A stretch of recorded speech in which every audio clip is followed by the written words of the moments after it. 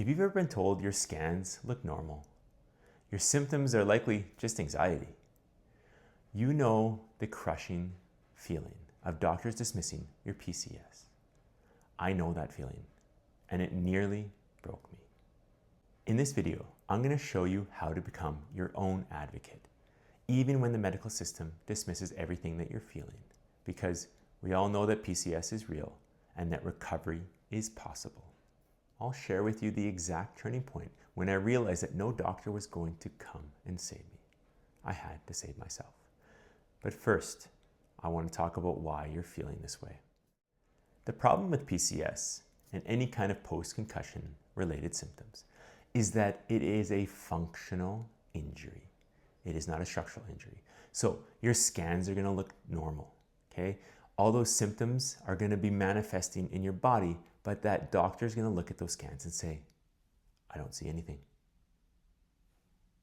Could it be anxiety? Could it be depression? Could it be something underlying that you're not thinking about?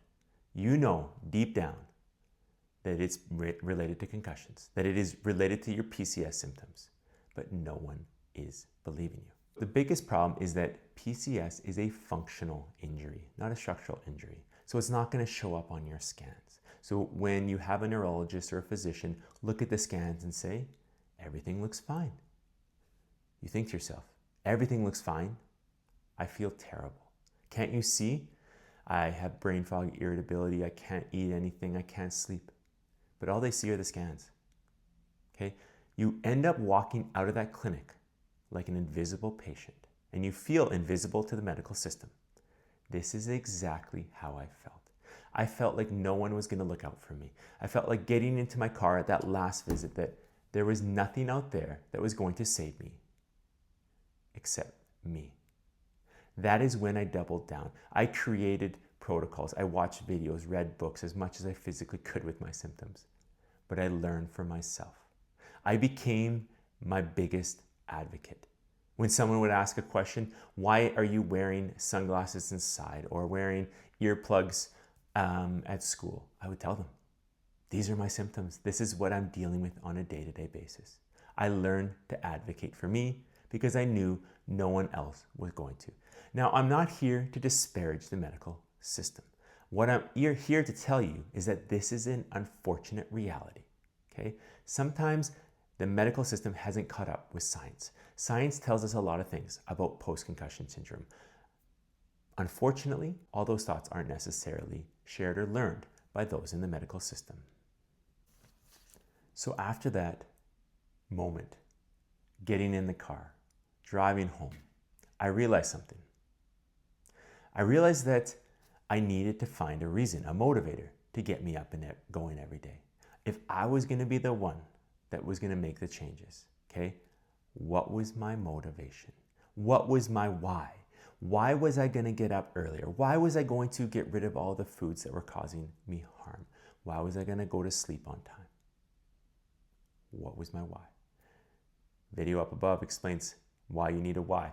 But I needed a why because I needed a reason. I needed a motivator. I needed a catalyst to get me going on those dark days. Now, understand this. When life is easy, when things are good, your symptoms have down-regulated, it is easy. It is easier to do the things you know you need to do the right protocols, to take the right steps. What about those days when you feel like you can't get out of bed? You feel like every symptom you've ever had is flaring. How are you going to get up then? What is your why? Your why drives your recovery. Here's the biggest part. You don't need to be perfect. You don't need to know everything. What you do need to do is you need to start. Start where you're at. If all you know is that you're constantly dysregulated, then maybe add some breath work. If all you know is that you can't sleep at night, maybe add a brain dump where you're going to write out all those things that are ruminating in your mind before you lay down for sleep. But start there. It doesn't have to be perfect. What you do need, though, is you need some steps that you can layer and add with time. You need a belief that this is possible, that there is a reason for doing this. And lastly, you need a why. Why am I doing this? Okay? Why am I getting out of bed and trying to do something that seems impossible, to revert myself back to the person I was before my injuries, or even better, become a better version of myself. And again, it might seem, what are you talking about, David? You're not going to become a better person. I'm going to tell you this unequivocally. I feel better today than I did before my first concussion, because I did not have the belief in myself before that first concussion. I have the belief now, but it took time, it took practice, but it is possible. Just to recap, doctors are missing your PCS, not because they don't believe you, not because they don't think it exists, because they can't see it.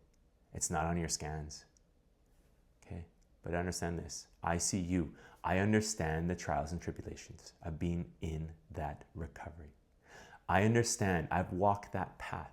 I was in that same position twice going through PCS, and it sucks. But you know what sucks even more?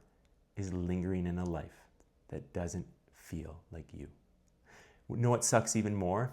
Is seeing yourself in a way that doesn't represent who you really are. You know what sucks even more than having to start recovery? Is wasting away the life that you know you can do better with.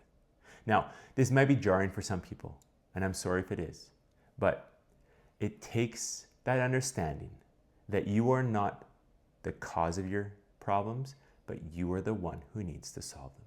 You are the one who needs to take the steps and be the advocate, okay?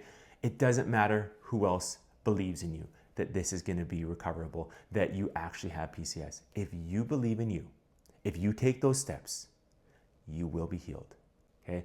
I believe in neuroplasticity. I believe in the mind's ability to help us focus, to help us create that path, and so that we can walk down that and see ourselves. Now, I'm going to leave you with this statement.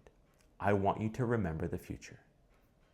I want you to think about a future person that you're working towards. That might be part of your why, that you're going to walk towards that person. So remember the future. Think about who you want to become. Rehearse that in your mind so that you have a reason, a motivation to get to that place. If you're enjoying this content, please watch my full video on my recovery journey, what it took to get me from where I was to where I am today. I really appreciate you. I appreciate you staying to the end. Remember this, your brain is not broken. You just need to find the right protocols and the belief. Until next time, have yourself a great day. Stay happy, stay safe. Thank you.